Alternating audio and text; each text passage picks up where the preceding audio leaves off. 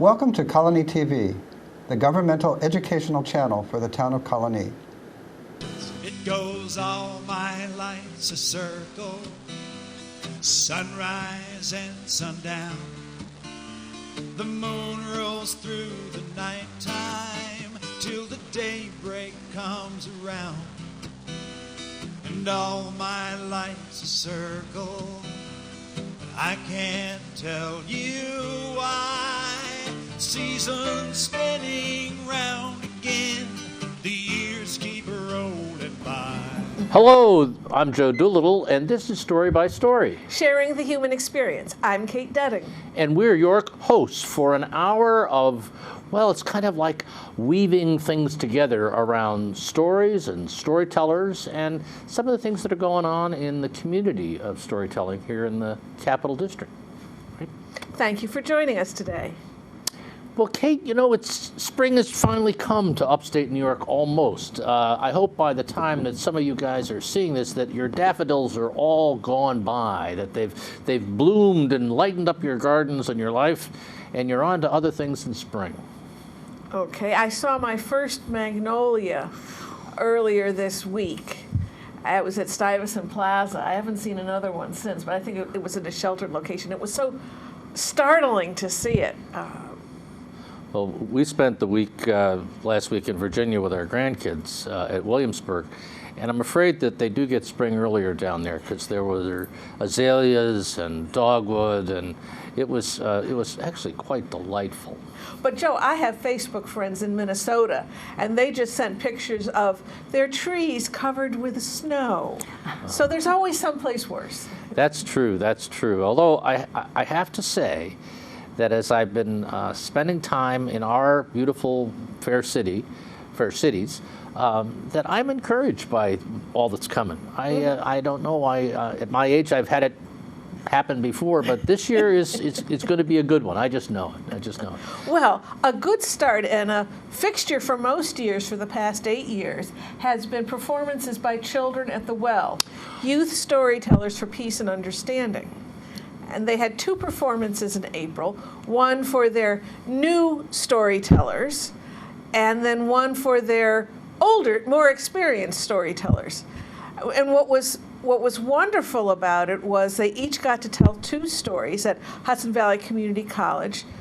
And then what was so sad was 5 of the 7 of them are seniors. Oh.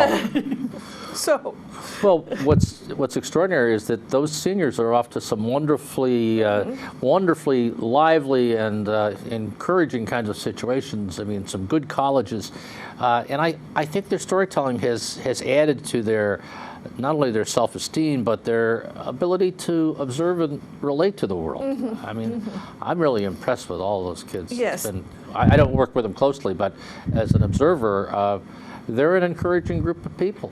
Really are. Very much. And they said some wonderful things at the end of the performance about how Children at the Well, which has a website, childrenatthewell.org, has literally changed their lives. Right. And how they were very grateful to everyone who helped with Children at the Well. And one of those persons is with us today. Is that right? Yes, indeed. No kidding. Well, we'll hold that thought for just a minute. I just want to add one other thing about Children at the Well, because also stay tuned and check our websites, because Stepping Toward the Lion, we've had some of the folks involved with the film, is just being released, and we hope to have it in Schenectady. It will be shown at Hudson Valley, and it's the tomorrow, which is several yesterdays after you've seen this. But it's an intriguing element, and it tells the story of Children at the Well, and it also tells a story about the way these kids interact with each other, and it deals with bullying about people who have a different religion than some of the majority. So it's provocative, it's well done, and it holds promise for all that some of these kids will become as artists, I'm sure. Yes, indeed. But let us bring us now down to the other segue that you so artfully set up and that I interrupted. I mean, back up. And do you know, Joe, one of the people who helps put on Children at the Well this year is with us today. And who is that? Micki Groper. Micki Groper is here, and she's a storyteller too. Yes, And she indeed. worked with some of those kids. Yes, indeed. Micki, welcome. We're so Hi. glad you could be here, and I'm sorry that I missed the first segue, into introducing you. I'm sorry I jumped before. Well, I no, should no, have seen we're- you were bursting with something. I was, and now we're bursting with having Micki with Right. us. Micki, you work with, these were high school kids that you work with, and Actually, the youngest was 11. The this youngest year, was and 11. The oldest was a senior. We're seniors in high school. so you went from really before middle school all the way up to Yes. high school. Yes. And these young people, in terms of just describing them and their faith backgrounds, are they the same? Are they different? I mean, just help us with. This year we had representatives of several different faiths. We had several Hindu students, a couple of Muslim students, a couple of Jewish students, one Methodist, one Quaker, one Unitarian, and they all got along so beautifully, and they all, through their stories, learned about each other's faiths and learned more about their own faiths at the same time. It was just wonderful. Yeah, it's quite a remarkable gathering, I think, in terms of how, whatever the chances are in terms of the assembly, because kids do come in for a while and stay and then graduate. Well, we had someone recycle back in. That's Retha true. Mehta had been a part of it when he was much younger and much shorter. And this year he was a senior, and I was looking up to him. Oh, yeah, actually, he's gotten to be kind of a, I won't say he's grown up, but he's certainly bigger than he used to be, right? Yes. And we have stories about these kids, but your involvement with children at the Well came really out of your storytelling, but your storytelling really is much more devoted to both your faith community and your role as a teacher. Yes. Is that for That's true. That's true. And when did when did storytelling become part of that for you? I mean, It started before I moved to Albany, actually, about 30 years ago, when I used to work with a congregation in New Jersey, and I would do children's services for the Sabbath at this congregation. And as part of the service, I would tell a story from the Bible. And that's really when I started storytelling, was with those Bible stories. Now I teach in a nursery school, and I tell both the Bible stories and other stories, depending on what our theme is for the week. I either find a story that fits the theme, or I make up a story. And I also, work with the children at the Well, of course, and I teach 7th graders in my own congregation now as well. So. And what did you teach them? Well, the 7th graders are all getting ready for their bar and bat mitzvah. And as part of their training, they're learning about the Torah, which is the first 5 books of the Bible, what some people call the Old Testament. And so every week with them, I meet with them on Wednesday evenings. They have their class. And every week we talk about the Torah story, and sometimes we kind of act it out, like a little skit, make a skit out of it, and everybody takes parts, and this helps the students to practice their kind of oral speaking skills, so that when they get up for as a bar or bat mitzvah, they can speak in front of the group and also understand about the Torah, because part of what they do as a bar or bat mitzvah is to present the Torah story to the congregation that week. So that's another part of storytelling that I do. So do you have, how do they choose the stories that they're going to present? There is, on the Jewish calendar, there is a story from the Torah assigned to each week. So Jewish congregations all over the world are all studying the same Torah story on a particular week. So in the Protestant faith or in the Christian faith, we have a lectionary, we call it, that has scriptures that have been decided, and there's 3 different calendar years that are set up that way, and that sounds similar, so that you're all working off of the same scriptural text on the same week. Right, and in the Catholic faith, the gospel is, it's so many Sundays after Easter, they mark it from the big holidays. So, Now, in terms of your professional training, are you trained as a teacher, or? I actually trained as a music teacher. As a music teacher? That's my other life. Your I other life. started out as a music teacher, teaching grades K through 12. Wow. So that's why you sometimes use the guitar in your I do telling. sometimes use the guitar, yes. And I also teach music in our Sunday school at Congregation Beth Emeth. I teach music to grades K through 6. So we knew I wear that a lot she of hats. was. We knew that she was really good. We didn't know how well versed she was. Or how she has to go, well, if today is Thursday, that means I'm putting on this hat until noon, and then that hat. That's true. Well, and it seems to me that you've actually, I've seen you perform once with your husband, who's a cantor, but he wasn't a cantor. That was up at Cafe Lena when you were working with the Benefit for Children at the Well with Peggy Lynn. Right. Right. That was a great show, by the way. You guys It did was. really well. That was a lot of fun, too. Oh, you were there too? Yes. Rephrase that. We were all there. We were all there. Yes. Well, it actually worked in my memory, but I remember that she was playing the guitar. Yes, I often sing with my husband. He is the cantor at Congregation Beth Emeth. And Glenn and I met in high school chorus. He was in the bass section, and I was in the soprano section. And we sang together all through high school. No kidding. Yes, Well, high school sweethearts. That's kind of a nice. Do you ever tell that story? Sometimes. Oh, yes. that's good. That'd be a big. Come around Valentine's Day. We'd look for that one. A successful story. We've been married 41 years. 41 years. Me too. It's a good number. I'm a little ahead of you guys in that, but I'm not gonna. But it's been wonderful. Good you said that quickly. Yes, it has. Well, Micki, we'd love to hear a story, and then we'd love to talk about the story. And we're really appreciative of you making the time and coming and joining us on the show. And putting aside all your other obligations to carve a little spot for us. Can you tell us a story? Sure. Okay, the story I'm going to tell you is an African folk tale, and it is called the Owangalima tree. Now, once in Africa, it hadn't rained for a long, long time. The grass was turning brown and withered. The trees weren't bearing fruit. The animals were starving. They were all so hungry. A group of 4 of them got together and began to talk with each other and said, what are we going to do? We haven't eaten in so long, and the trees aren't bearing fruit the way they usually do.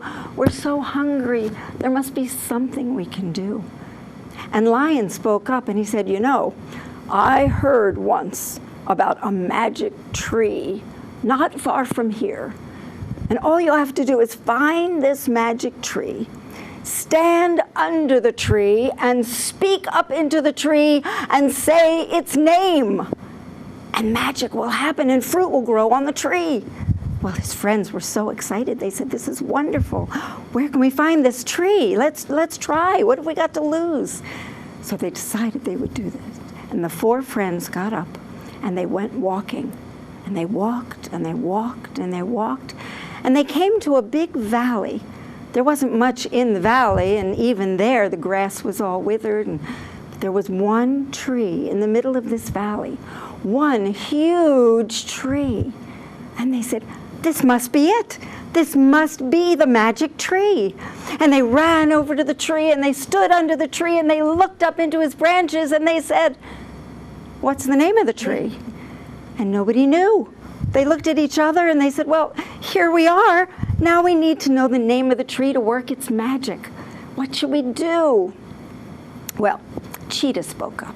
And Cheetah said, I know that there is a great mountain spirit, and the mountain spirit knows everything. I bet if I run real fast and run to the magic spirit, the mountain spirit will tell us what the name of the tree is. And they all said, okay, it's worth a try. Go quickly. And he said, of course I go quickly. I'm the fastest one here. And he ran and ran and ran until he came to the big mountain. And he ran up the mountain and he sang, mountain spirit, speak to me. Tell me the name of the magic tree. And the ground shook and the mountain rumbled and the great mountain spirit said, Awangalima. Awangalima. Awangalima. Oh, good. I can remember that. And the cheetah ran down the mountain and ran all the way back to his friends, except that before he got to his friends, there was suddenly a big anthill in the road, and he fell over the anthill, and he knocked his head and knocked the name of the magic tree right out of his head. Well, he went up to his friends and he said, I'm so sorry. I had the name of the magic tree, but I lost it. It fell out of my head. Oh, and his friends were so disappointed, and they said, what are we going to do now? Well, Lion spoke up and Lion said, well, I am the bravest one here. I will go and speak to the mountain spirit. I will be able to remember the name.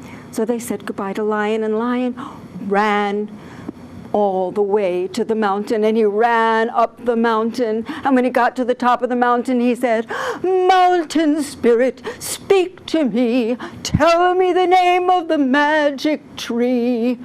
And the ground shook, and the mountain rumbled, and the mountain spirit said, Awangalima. And Lion said, Awangalima, Awangalima. Okay, I got it, thanks. And he ran down the mountain and he ran back to his friends. But just before he made it back to his friends, there was this big giant anthill, and he tripped over it and fell, and the name of the magic tree got knocked right out of his head.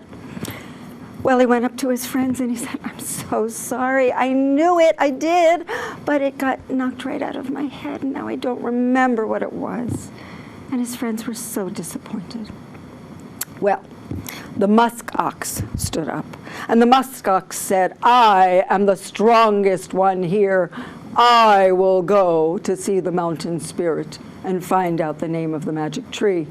So they said goodbye to him, and musk ox lumbered on his way all the way to the mountain, and he climbed the mountain, and he said, mountain spirit, speak to me. Tell me the name of the magic tree. And the ground shook, and the mountain rumbled, and the mountain spirit said, Awangalima. Awangalima, okay, I got it, thanks. And he lumbered back down the mountain, and he lumbered on to his friends, but before he reached his friends, there was a giant anthill, and he tripped over it, and the name of the magic tree got knocked right out of his head. Well, he went up to his friends, and he said, I'm so sorry. I had the name of the tree. I had it, and I lost it.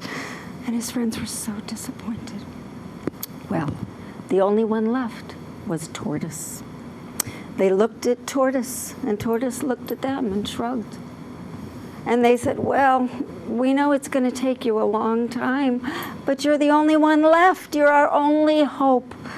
Please, Tortoise, will you try? And Tortoise said, yep, I'll go. I'll go as fast as I can. And so they said goodbye, and Tortoise went walking on his way. And he walked, and he walked, and he walked, and he walked, and he walked, and he walked. And he finally got to the mountain, and he climbed up the mountain. And when he finally got to the top, he sang, mountain spirit, speak to me. Tell me the name of the magic tree.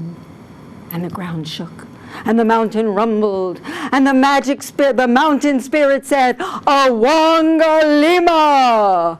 And the tortoise said to himself, Awangalima, Awangalima, And as he walked down the mountain, on every step, he repeated to himself, Awangalima, Awangalima.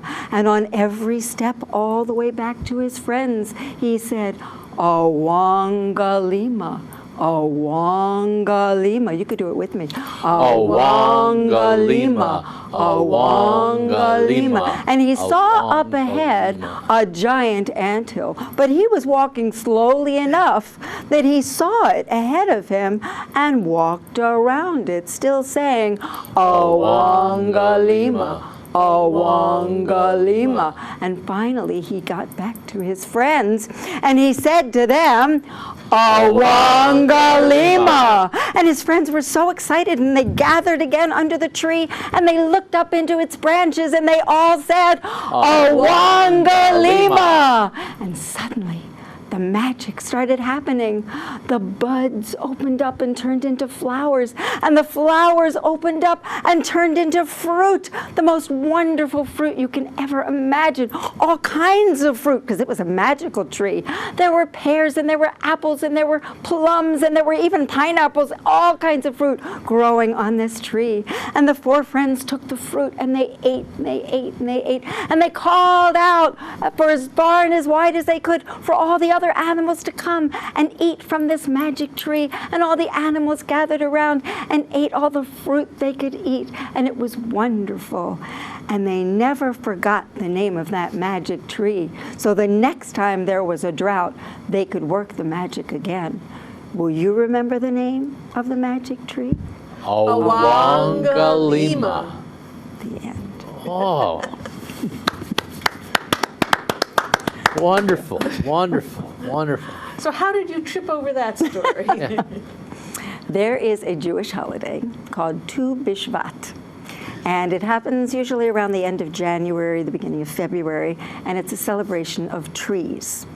So I'm always looking for a new tree story to share with my students. And this story was actually found by a friend of mine whose name is Salia Galitz. And she is also a teacher and a storyteller, and she taught me this story.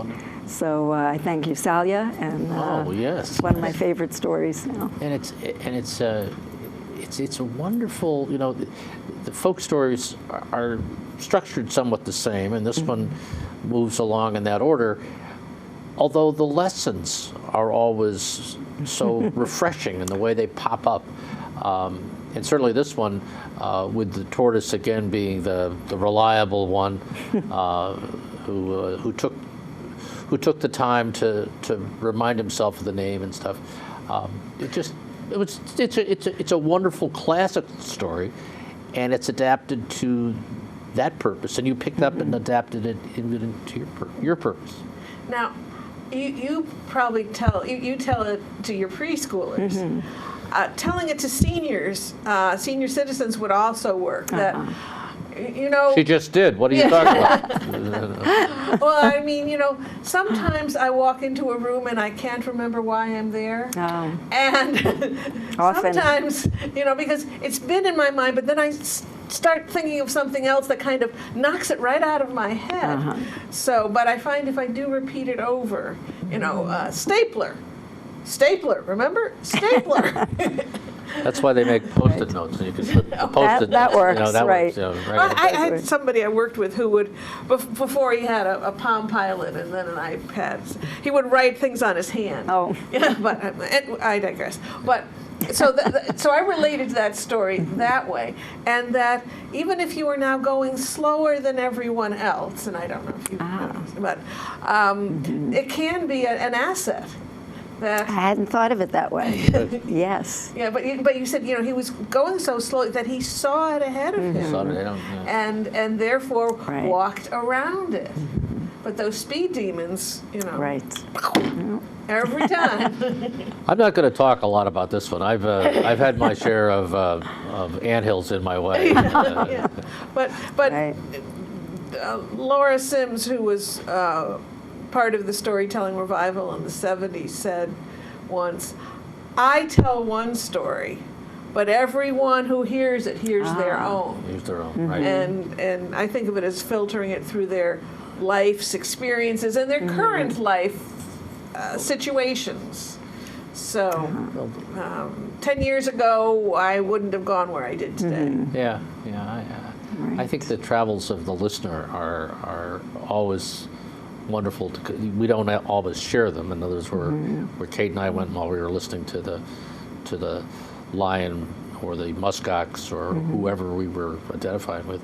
But the listener does have their own experience. That's not what we always intended to. And what's brilliant about these folk tales is that people of all ages relate to them in their own ways.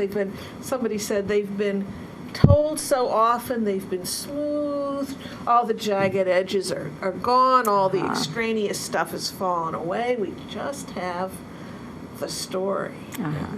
So they're really wisdom tales. They're not just silly little stories for kids with talking animals.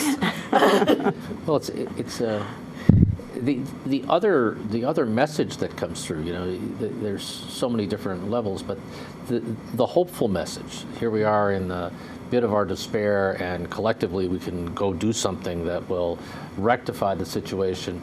And it happens through something that sounds like prayer when you say it, and so that there's a lot of material going on in a very first appearance simple story, and not the least of which is the lion and the muskox were working together. I mean, there you go. Hello. And then there was never any thought of Eating the other person. Right. Right. Keeping the knowledge and only using it. No, they're all working together. Yes. I mean, so it's really good. Really good. I almost wish I was one of your students. I just think it'd be fun. Theme of the week. Oh, that's a lot of pressure.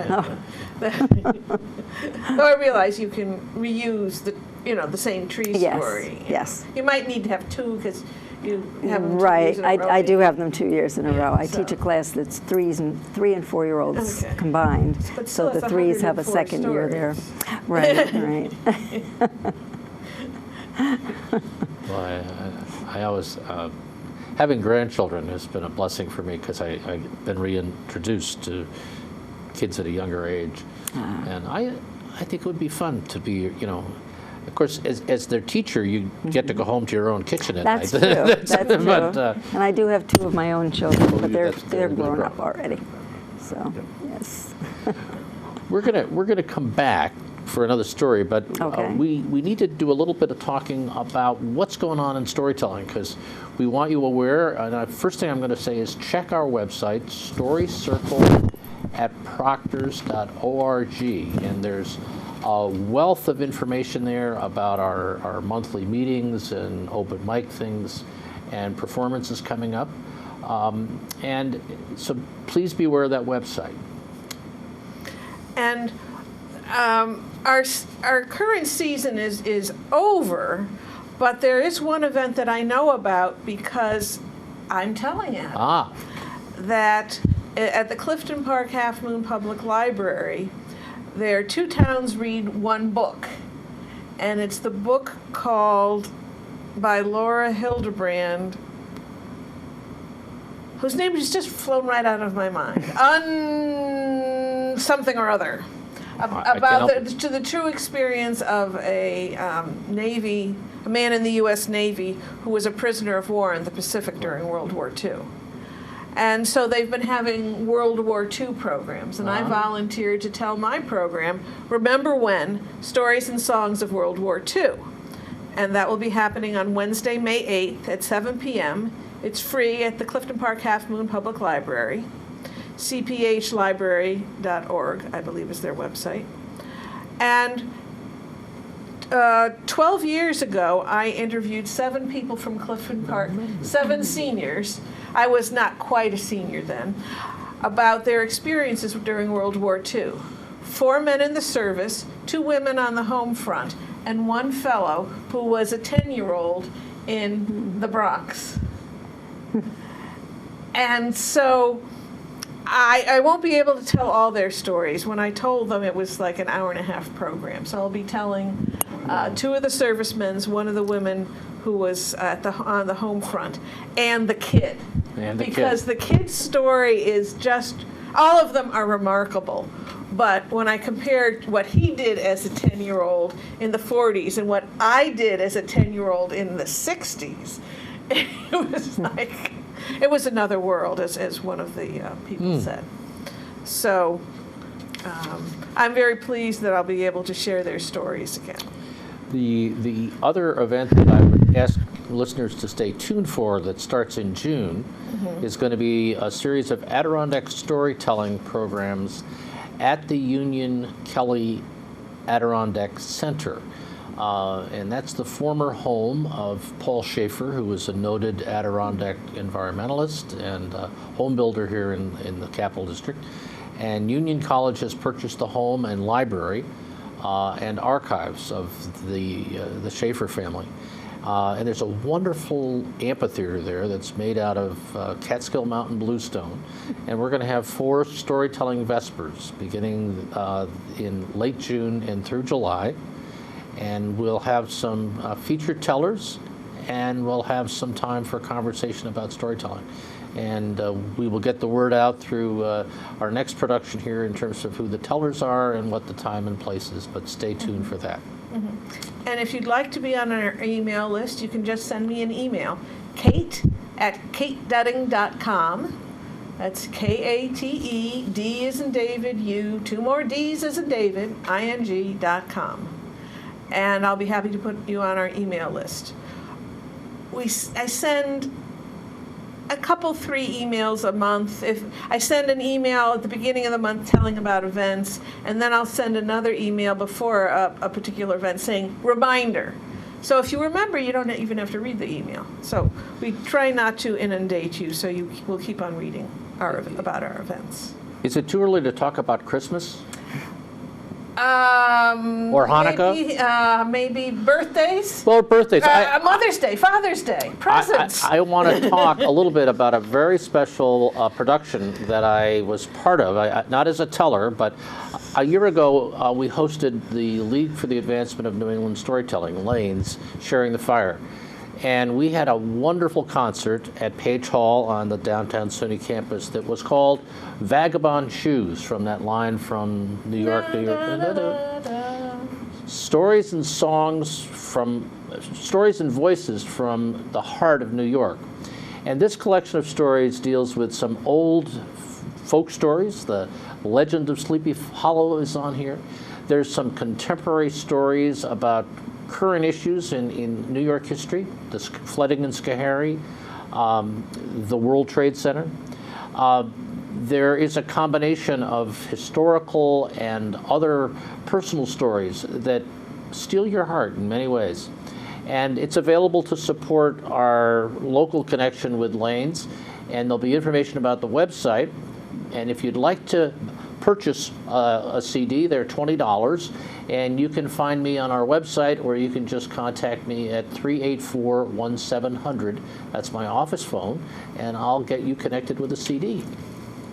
And some of the folks have been on here.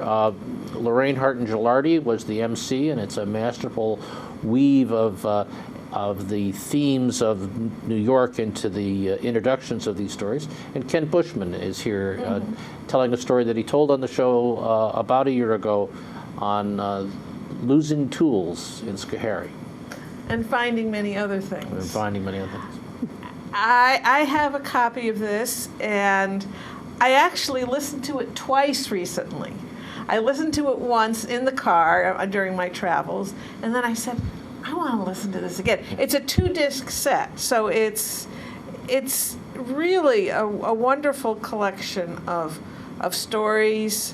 Oh, right, we haven't had Fran Yardley. No. Fran Yardley is a member of Story Circle. Well, sort of a distant member. She's a member, but she rarely is able to attend because she lives west of Lake Placid, so it's... She lives in Tupper Lake, is where she lives. Well, yeah. So she doesn't often isn't often able to come to meetings, but...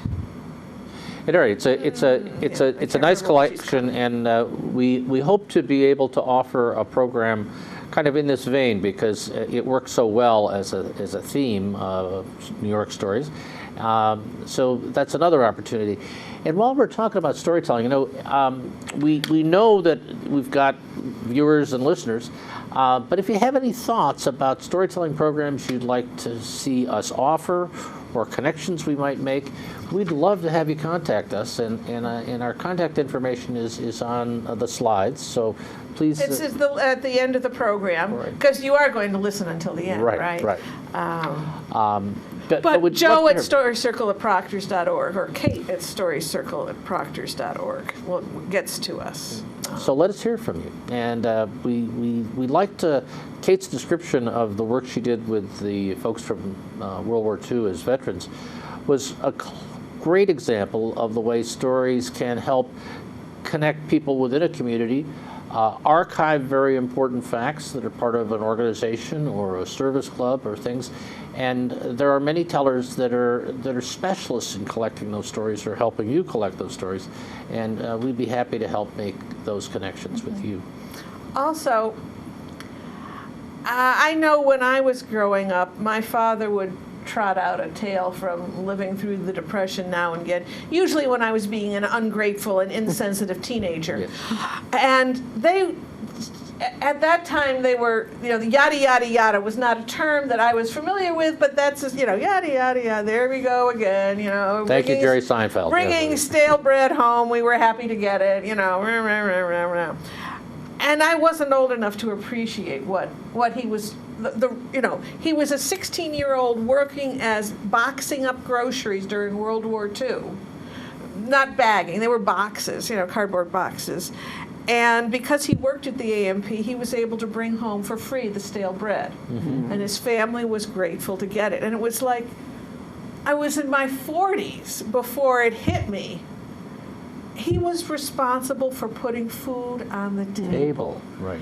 As a 16-year-old, it was like, as a 16-year-old, I was supposed to just get good grades in school. Right. Right. And not mouth off. And so, if you have heard these stories from your older relatives and have not appreciated them, maybe you could look at them through a historical context or through your life versus their life and see a different meaning in them. And if your older relatives are still with you, please interview them, make a DVD, a video. They will be precious to you in the future. I guarantee that. I'll bet you $50 on that. Usually I don't even bet a quarter, but. Well, I think you've just crossed over into real wisdom. I just want you to know. So there you go. By betting $50? No, just I think by the reprise on kind of the power of storytelling as a connector and as a keeper of really the nature of families and community. Mm-hmm. Mm-hmm. I mean, we started out talking about children at the well, and Micki, you've been talking about your classes and your Sunday school classes. But just for the last slide, just to mention that if you'd like to hear more stories. You can go to our website, storycircle@proctors.org, and click on YouTube. And you can now hear over 8 hours of stories worth watching. And you don't have to listen to them or watch them all at once. You can pick a story and then come back. Right. They're listed under humorous and personal, historical, and literary. Yep. And so some are listed several places because they might be humorous and historical or whatever. But these are mostly clips taken from our previous programs. Right, so if you do forget the name of the tree, this story that Micki just told us will be up there. And I must, afterwards, you must tell me how to spell that so I can... Or you can look... Got to sound that out. Yeah. That's one thing about telling a story. You don't have to worry about spell check. That's true. Is that why you That's why I like it so much, because I can't spell for beans, as you know. And your capitalization's a little shaky too. I'm not going to go there. I'm not going to go there. But we've confused every segue we've tried this show, and But so I'd like to come back, Micki, and when you think back to the kinds of stories you like to tell, and it's they're probably little kids are your audience, but I've heard you tell some other kinds of stories. So you tell for adults and a broader audience when the opportunity presents itself. Is there something you particularly like to tell as a story? I mean, What kind of a story? what kind you of mean? story? Yeah. No, I like all kinds of stories. I probably like children's stories best, I guess. And one of the ways I find children's stories is I'll go to a used book sale or garage sales and find, little children's books, and often they become my stories. Right.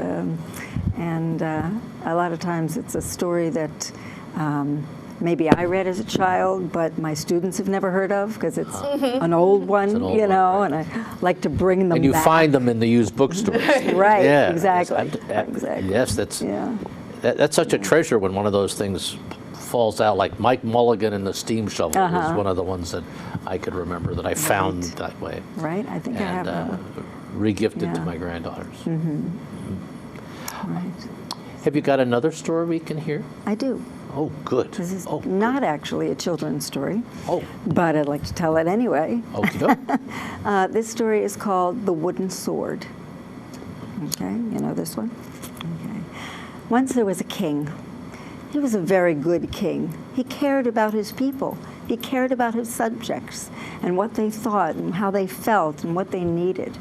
And one day he decided he was up in his palace all the time. He couldn't really tell what his people needed from way up there. So he decided to disguise himself. And he dressed himself as a beggar and went out from the palace and down into his kingdom. And he walked through the streets and he talked to people and he met people. And of course, they didn't know who he was. So they spoke to him as an ordinary person. And it became evening and he went into a part of his kingdom that was not such a good neighborhood, okay? It was the poorer part of town.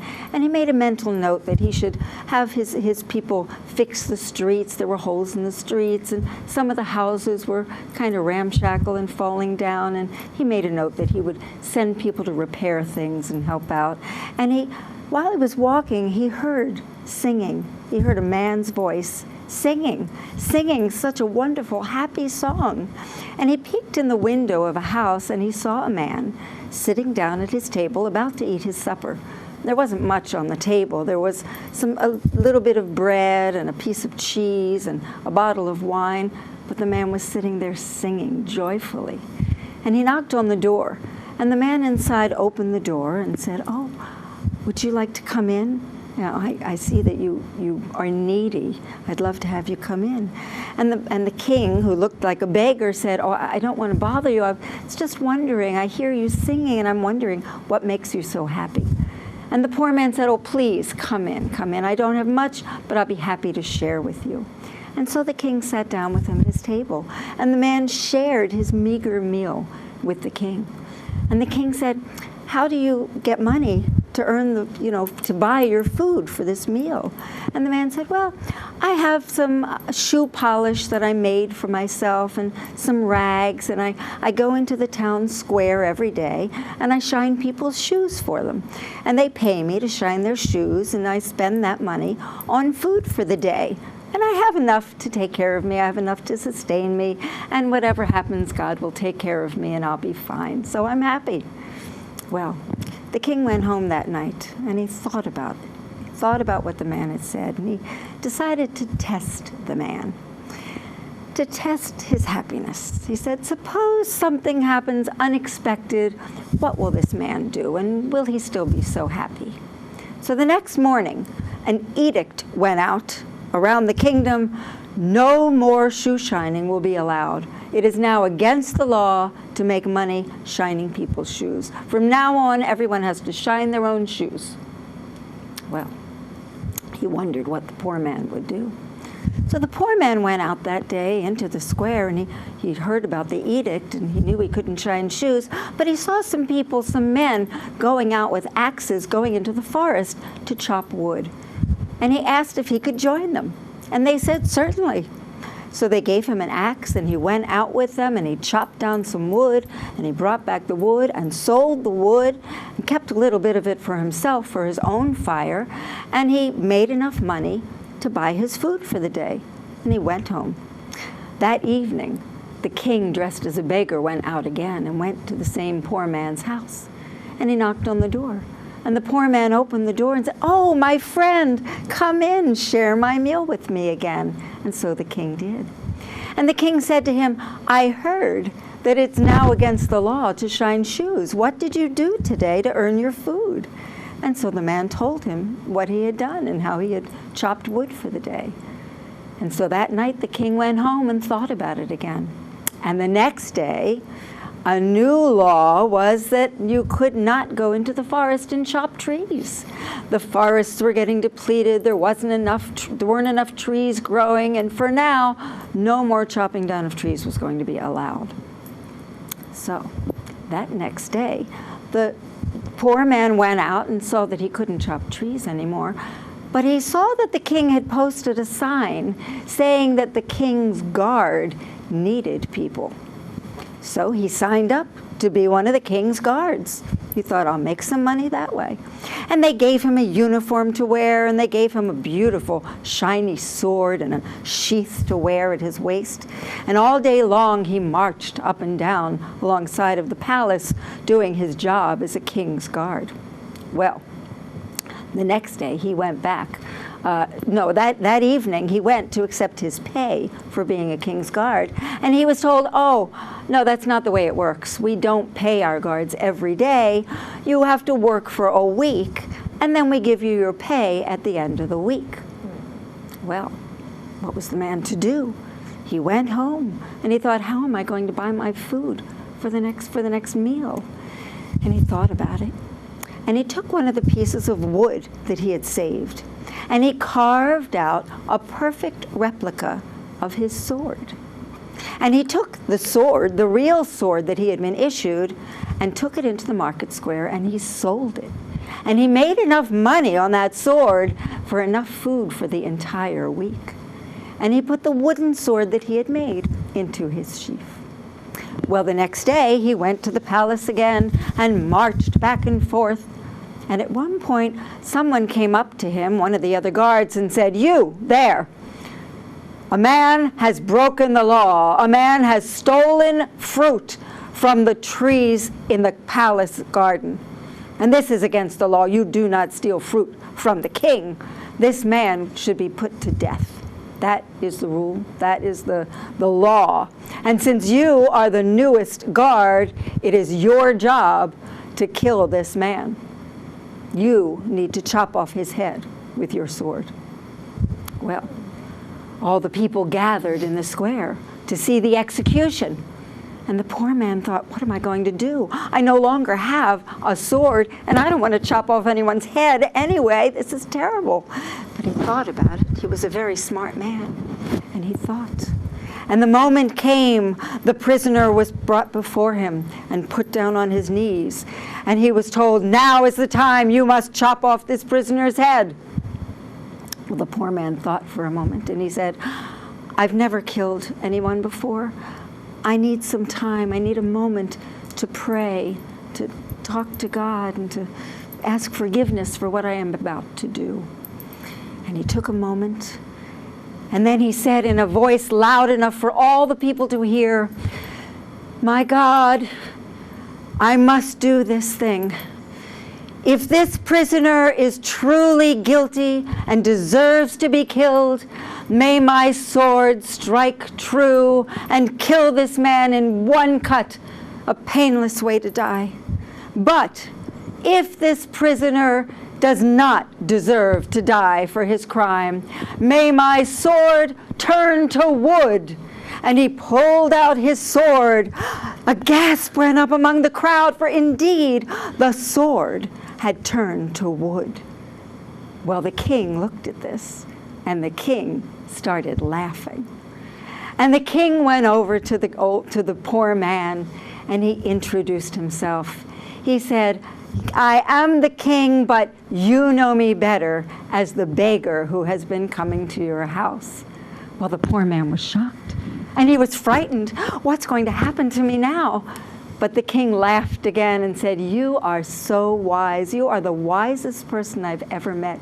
You know how to keep yourself happy no matter what happens, and you knew what to do in this situation. Will you please come live in the palace with me and be my advisor? Of course, the poor man agreed, and he moved into the palace and lived with the king and was, as always, happy forever after. Bravo, or brava, brava. That's the feminine Yes. of brava. That's a great story. Just a great story. And you told it so well.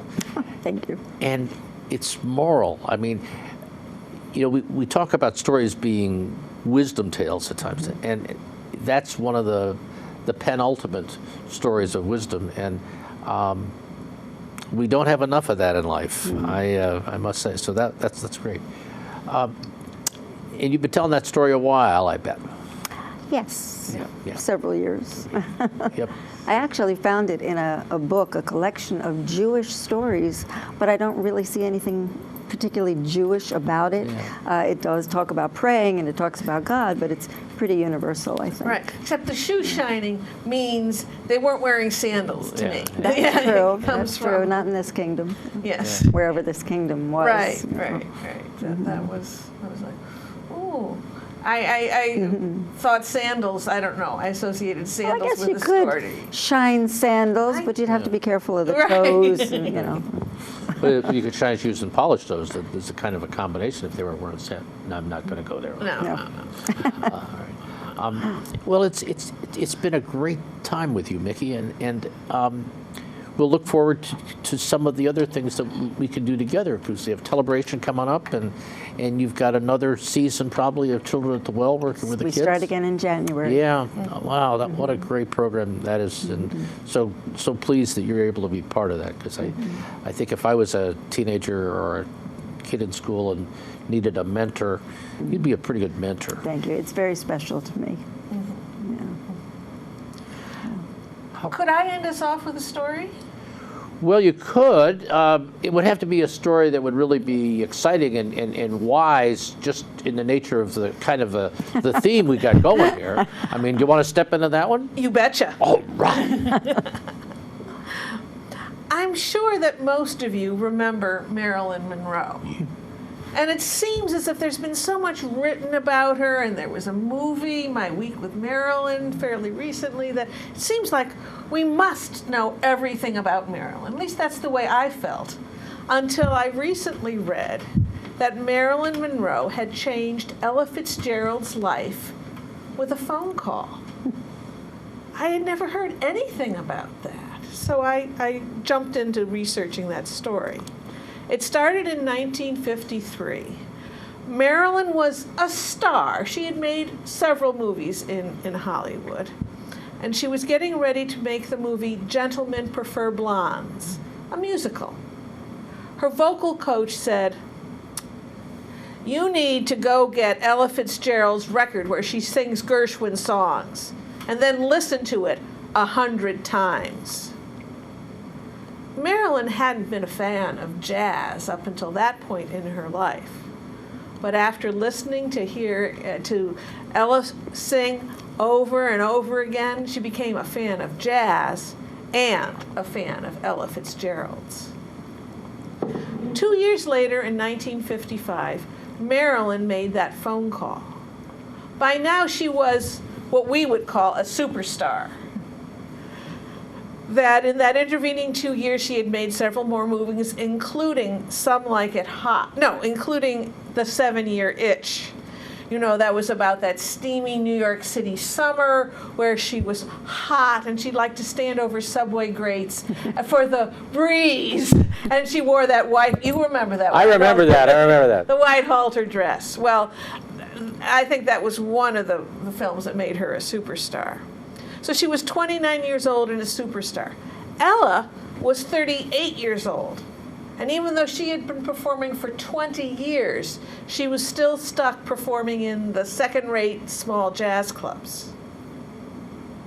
That's when Marilyn called the owner of a jazz club in Hollywood.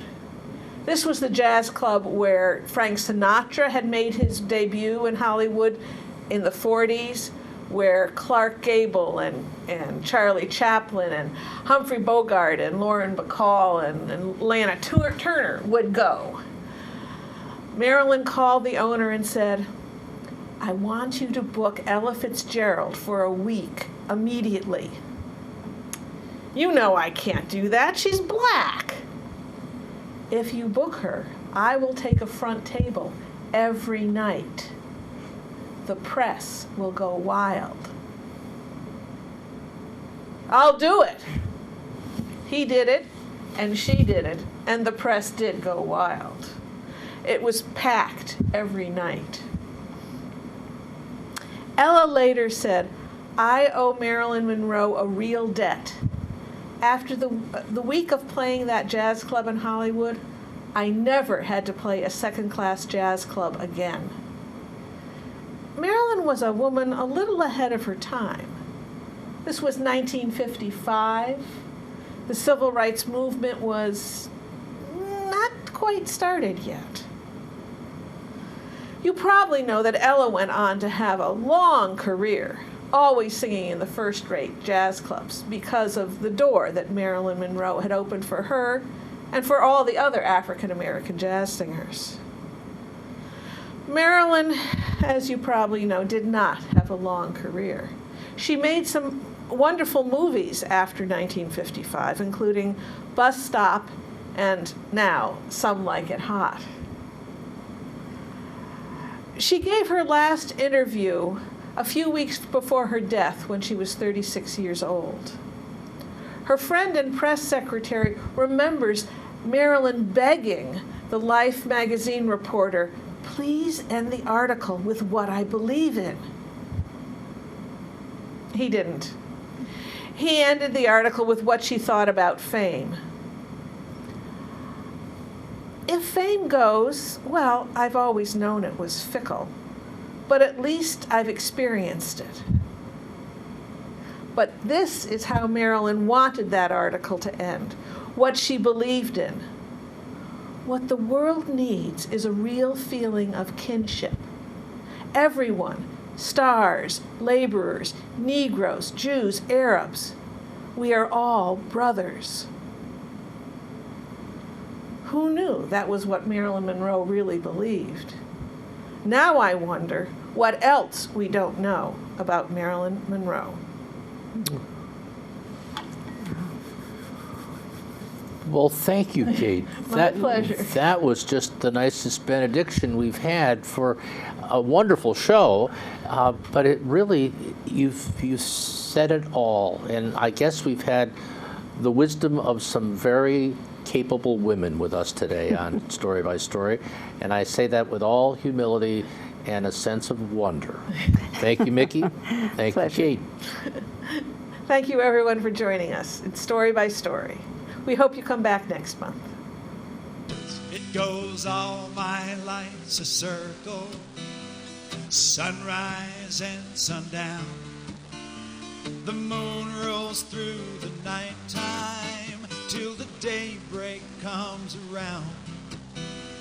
And all my life's a circle, but I can't tell you why. Seasons stay